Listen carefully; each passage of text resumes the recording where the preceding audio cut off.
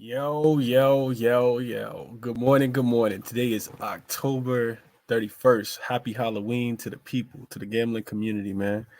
My name is Chris, and this is another episode of Cashed It with Chris, presented by the Basketball Forever Podcast Network. I got some people up early with me on the Monday morning. I appreciate you guys for being here, man. We got a lot to talk about, and we got about 20 minutes to get into it. So, with no further ado, man, let's go ahead and jump into it. Let's start with just a quick recap of what happened yesterday, and then we'll get into, what I'm looking at today and how I'm looking at the games, because we do got a nice little slate. I don't think it's a lot of great value in today so far, looking at the sides, but player prop wise, we may be able to find some value for sure. So, let's go through and do just a quick recap of what happened yesterday. So, um, I had a few units out, man. I played 7 units all together yesterday. Finished 4-3. So not the greatest day, but we'll take the profit for sure. We'll definitely take the profit for sure. First up, I want to talk about, like I said, I want to go through just a quick recap. I gave out a few plays on the morning show, then gave out another play in the actual Twitter in the actual Crispy Cap and NBA show yesterday. And didn't do, like I said, we didn't do too bad. It could have been, it can always be better, but we take what we get and don't throw a fit. Like I tell my son. So first of all, Jaylen Brown, I talked about him on the morning show, over 23 and a half points. Cash looked like he was gonna get there a lot earlier than he did. Um, Boston offense kind of picked up just a tad bit. If you was watching that game, it was just him early in that game. Him and Jason Tatum was playing hot potato with the ball, just trying to throw it into the rim, and they did a really good job. They both was hitting, absolutely smacked the Wizards up yesterday. The Wizards look terrible, which leads me to the next play. Jaylen Brown over 23 and a half points, cash plus 0.8 units on that play. And then also had the Wizards and the Celtics over 221 and a half. And I did not cash because, as I tweeted about yesterday, the Wizards just looked god awful from three, from individually. Like, they just look terrible. So Wizards over 221 did not cash. I really, really loved that play, though. Wizards just couldn't score. And the Celtics defense, I don't think it was the Celtics defense. I think it was more so the Wizards just not being able to make shots. And we've seen that from them at times. I just thought that they'd be able to score yesterday, especially after a lackluster performance against the Indiana Pacers on Saturday night. So that was a loss. We did take Bradley Beal points live. I tweeted that one out. He was at nine and a half plus 100 because he hadn't scored throughout the first half. So if you took his points over 9.5, when I tweeted that out, that cashed. The Cavs -4. I talked about them either winning the game by 7 or 8 points or losing the game outright, and they were able to get the win by double digits against the New York Knicks team that actually hung in there. Like I said, This wasn't a fade of the Knicks. It was more so a play on the Cavs because I'm high on the Knicks this year. I think that they're a really good team. I just didn't see them playing as well, against the team like the Cleveland Cavaliers. We know that they get a lot of points in the paint, and the Cavaliers don't give up a lot of points in the paint. The Knicks actually shot the three-point ball really, really well. I know RJ Barrett was shooting something like 14% from three, and I saw him hit three before the first half ended. So they were shooting the three-point ball well too. So Knicks -4 cash, and then also I tweeted out last night the Nuggets and the Lakers. I talked about that under 229. Man, I talked about it on the show yesterday. Love the look. The Lakers go absolutely banana from three last night. They go bananas from three, and actually win the game. Actually hold the Nuggets. I thought the score might have been flip-flop, but I knew we had a chance because the Nuggets are one of the worst defensive teams in the league. The Lakers eventually was going to be able to make threes. But anyway, took the under 229 and a half, and it broke my heart because the game actually went over by 2 points. I watched it all the way through. Was just praying for a miss, and it was like it was going to cash at halftime. It was an easy cash at halftime, and the third quarter start, and the Lakers scored 38 points. Haven't scored 38 points in a quarter all year, and they give up 34 points. There was a 3-point festival, like just giving out threes yesterday. So that man, that one hurt my heart to watch them go over by 2 points. But yeah, Lakers and Nuggets under 229 didn't cash, and then I did tweet out Golden State. Third quarter -3.5, and no defense from Golden State at all. One of the worst defensive teams in the league. Detroit Pistons actually had their best third quarter of the season. Sadiq Bey and Isaiah Stewart and Bogdanovich and Cade Cunningham looked great yesterday against the Golden State team coming in on the second night of a back-to-back. Yeah, exactly what Detroit needed to get right. It was a get right spot for them, and that game went over. The total was at 230. It flew over the total. And then last but not least, we had AD. I tweeted out AD late last night, over 22.5 points. And he barely cashed. Whew, man, back hurting the whole entire night. He barely cashed, but we got some cash yesterday. We finished up 0.67 units, 4-3 overall. Not the greatest day, but we'll take the plus money for sure. What you guys on? LJ, what's up, bro? Appreciate you being here, man. Top of the morning, bro. Let's get some cash today. Finesse in the building. I got Finesse up early with me. What up, Finesse? What up? Appreciate y'all for being in the chat, man. LJ said I'm on Brook Lopez block prop over 2.5. Detroit allows the second that allows most blocks per game. Okay, LJ got the early looks. I got any early looks? What y'all thinking about that Atlanta +4? I actually looked the other way, Cap, and I'm gonna talk about that game. We're gonna get into it. Buddy Hield 3-point props versus Brooklyn, average 4 a game. Brooklyn allows most three-point shots made per game. I can see it. They did have. We're gonna talk about that game. Kevin Huerter points over. Kyrie over threes. Sabonis over rebounds. What up, Chris? Black Thor in the building. What up, man? I appreciate you being here, bro. What's up with these lines, man? I can't hit a lick. Shaking my head. I go with the money, I lose. I go against the money, I lose. Just gotta remain consistent, Ty. Just keep your unit size, where appropriately. You'll get it back, bro. You'll get it back. Markel said, I'm looking at Halliburton, taking that Halliburton double this go around against Brooklyn. Yeah, let's get into it, man. Y'all, I can't even get to all the comments, man. Appreciate y'all for being here early in the morning with me. Y'all tapped in. If you're watching on Twitter, you can jump over on YouTube so I can see your comments. You can leave your comments, engage with the chat if you guys are into that type of thing. But let's get into it, man. I got a few games I want to try to get to before, while I got some time this morning. So 76ers and the Wizards. This is going to be an interesting game, I think. Man, I don't really know if I want to back this, if I'm in a position to feel like I'm comfortable backing this Wizards team yet. I'm sorry, this 76ers team yet, even though they are coming off two good wins, man. They beat they played in Toronto back-to-back games. They lost the first one without Embiid. I'm sorry, they lost the first one with Embiid.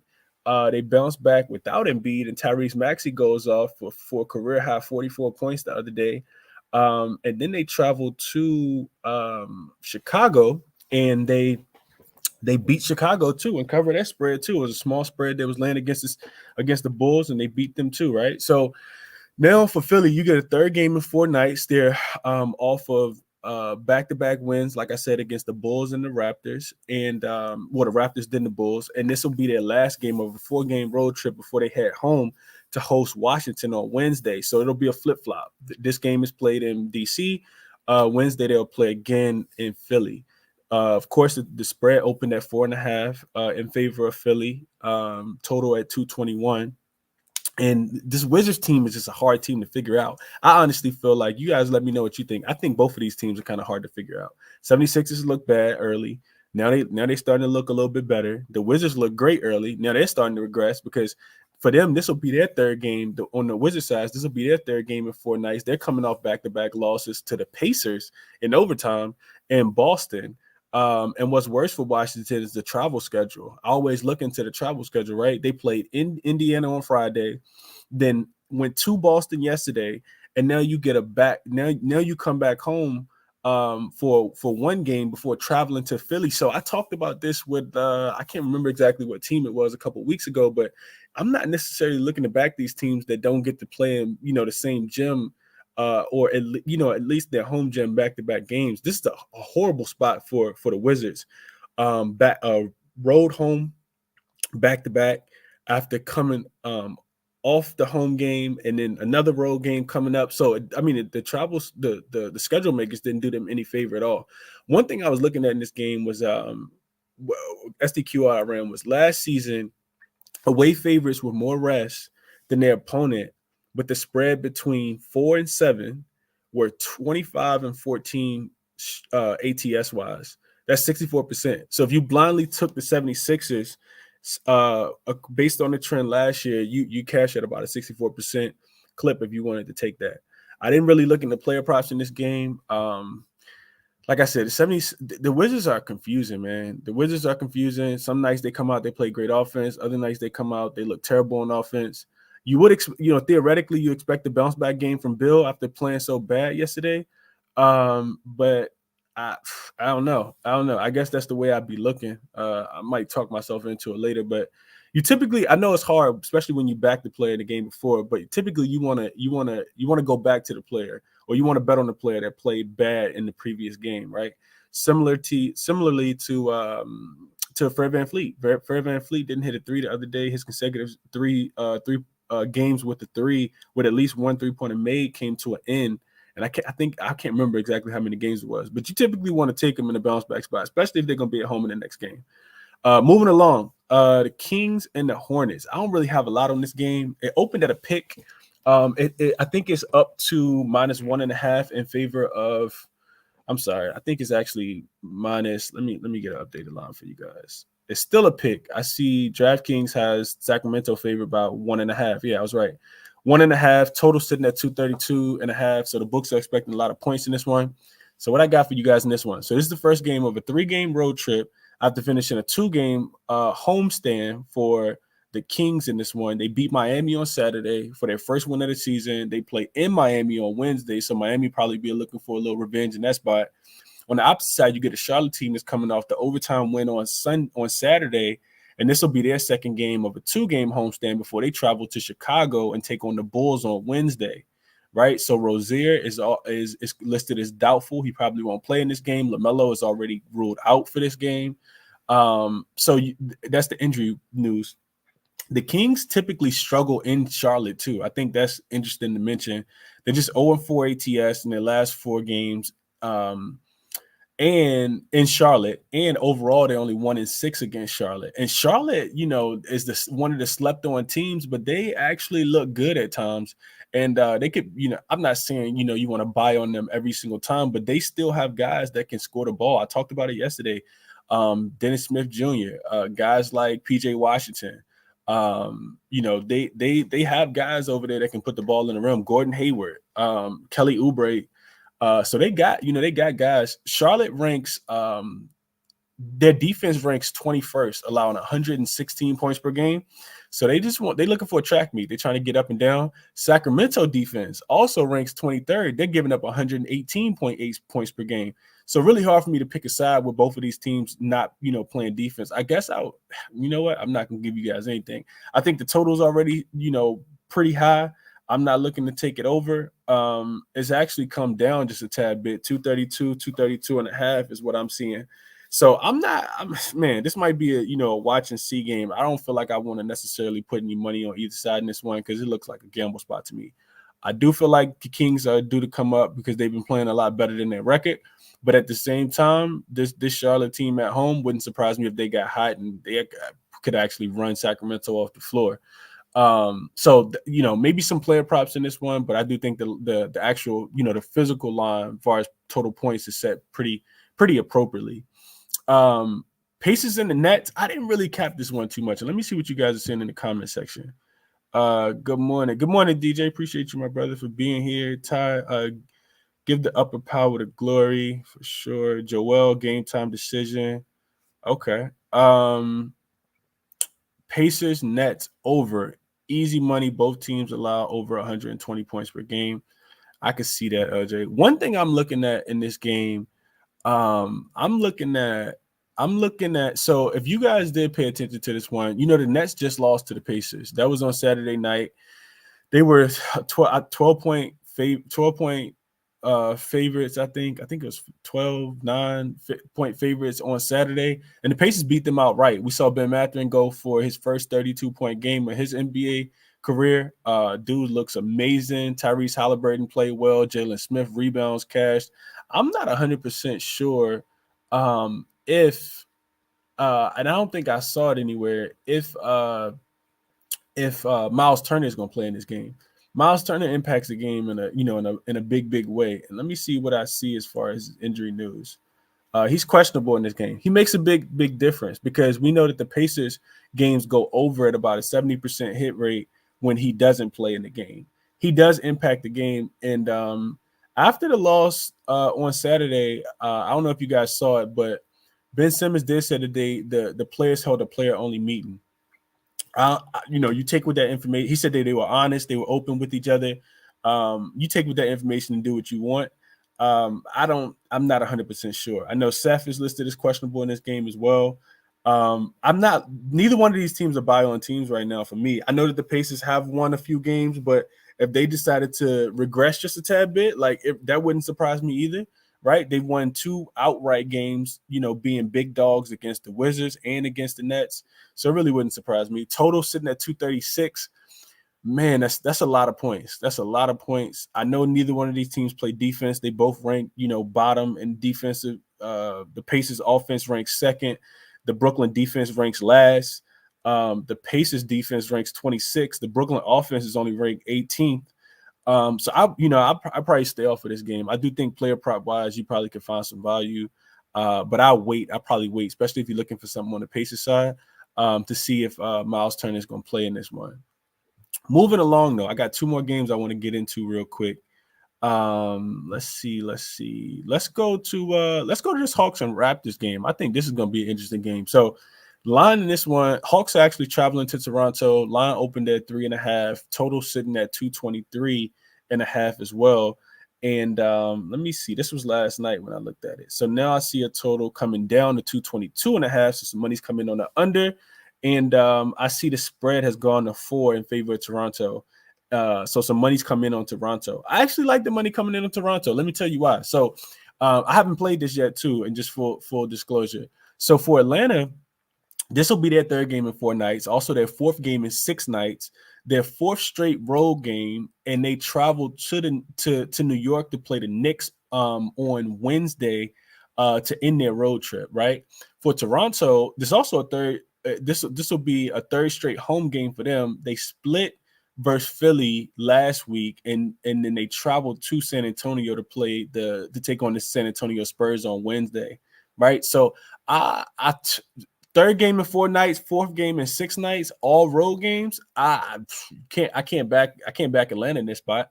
And I know Atlanta's coming off the loss where Trae Young went bananas against the Milwaukee Bucks before they won back-to-back games against the Detroit Pistons up in Detroit last week.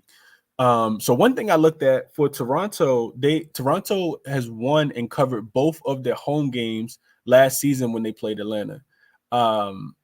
Toronto was a 2-point favorite in one of those games and a 4-point favorite in another one of those games. The Hawks are also just 1-4 in their last 5 games in Toronto. Of course, those were different Hawk teams. They didn't have DeJounte Murray, but Toronto defense turns up. We know what Toronto defense does. I'm looking for them to bounce back too. I think they were 4-2 ATS wise last year, coming off a home loss where they were a home favorite in the following game. I looked at that one too.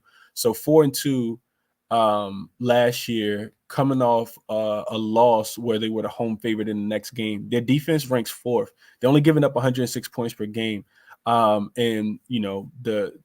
It's hard to judge anybody against the Milwaukee Bucks, but we saw the Bucks just kind of do what they wanted to do. Trae Young actually, kept them in that game. That was described as a shootout by Coach Nate McMillan, which he didn't, necessarily want.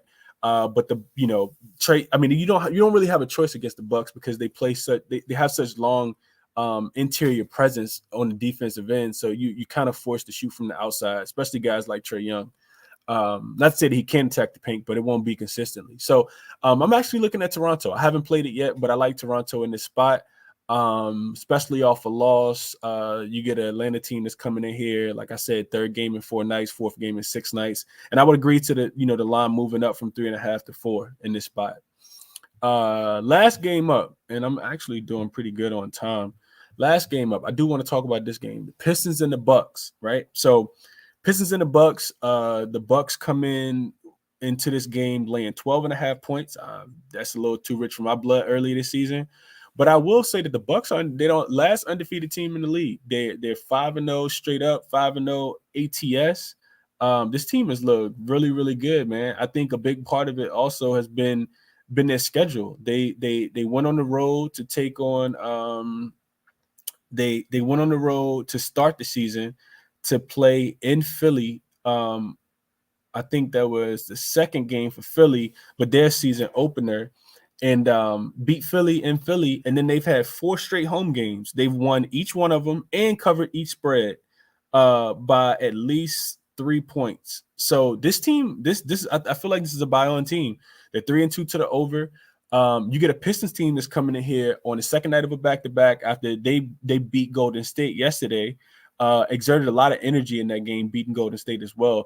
The Bucks, this is a third game in 4 nights for them as well, a fourth game in 6 nights, but they've all been at home, right? The Bucks they've played every single game at home this season, except the Philly game that was the first game of the season, of course. No real, injury news to report in this one. And I think this is important too. So the Pistons actually beat the Bucks last season in Milwaukee, of all places. They beat them 115-106. The crazy thing about that game is that Giannis, Chris Middleton, and Jrue Holiday all played in that game too. So I think, this could be looked at as a revenge game if the Bucks could have this one circled. Also, the Bucks, I don't even think the Bucks necessarily got to have games circled. They just smack up teams right now. One of the things I was looking at, the Pistons are 2-7-1 ATS in their last 10 meetings in Milwaukee. The Pistons are also just 3-14-1 against the spread in the last 18 meetings between these two teams, right? The Pistons rank 22nd in offense, allowing 112 points per game, and they shoot teams are shooting 43% against them from the field, which ranks the Pistons offense is shooting 43% from the field, which ranks 28th. So the offense hasn't looked good. They just caught Golden State in a sleepy spot last night on the second night of a back-to-back with travel from Charlotte. On the opposite side, Milwaukee's defense, that's more rested in this spot, and isn't on the second night of a back-to-back, they're ranked first in defense. They're only allowing 103 points per game, and they're first in opponent field goal percentage, right? Detroit's defense ranks 28th. They're allowing 122 points per game and allowing teams to shoot 49% from the field. The Bucks are also the best rebounding team in the league, and the Pistons rank 26th in opponent rebounding. All of those things together sound like a recipe to jump on the Bucks. Of course, you don't want to lay 12.5, even though the Bucks have scored, they've dominated and covered every spread so far. But I don't think they haven't had a spread this big so far yet. Matter of fact, they did. They had a spread. They had a 7-point spread. I think I saw 12-point spread against Houston. That was the biggest spread that they actually had a 13-point ATS spread against Houston, and they beat them by 20. So yeah, maybe you lay it. I'm not laying it, but maybe you lay it. What I'm looking at in this one, though, I'm actually looking at the first half. So last season, the Pistons, when they were coming off a home win, where the next game was away, and it was a back-to-back, they lost the first half 59-52 in that spot. So they lost by about 7 points. If you look at the first half spread in this game, you'll still see it at about 7 points, 7.5 points.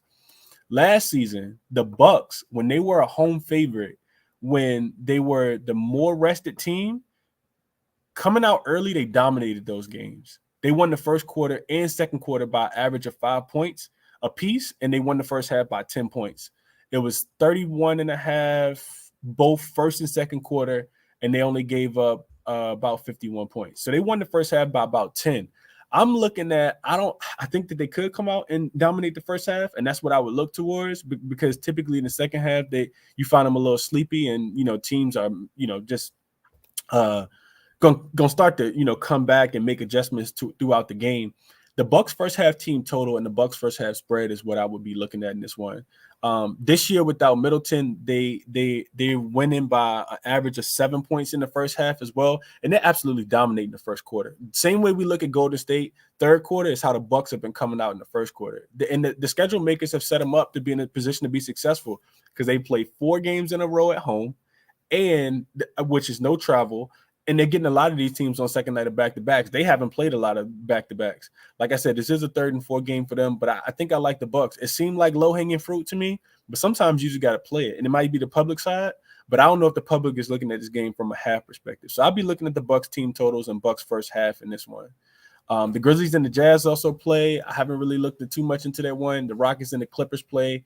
And I'll definitely have something in that one as well, probably a little bit later. So tap back in with me. The NBA Crispy Capper show is 5:15 Eastern time every single day.